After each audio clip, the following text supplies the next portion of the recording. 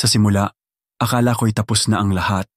Ang puso ko'y parang papel, gumulong sa putik, punit-punit, duguan, halos hindi na makilala.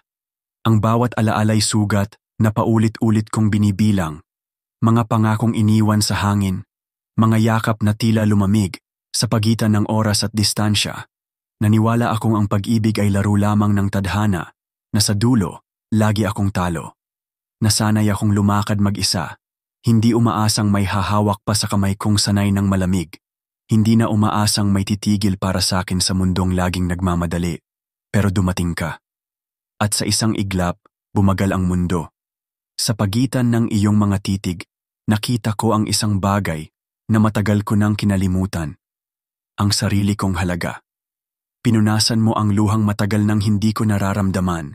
Pinasag mo ang takot na matagal kong kinulong. At sa unang pagkakataon, hinayaan kong maniwala muli. Dahil sa'yo, ang kulay ay bumalik sa mundo kong dating kulay abo. Ang bawat paghinga ay hindi na mabigat, ang bawat hakbang ay may direksyon.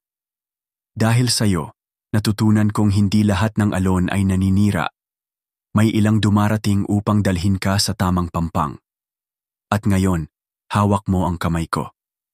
Hindi ko man alam ang lahat ng tatahakin nating daan, isang bagay ang sigurado ako.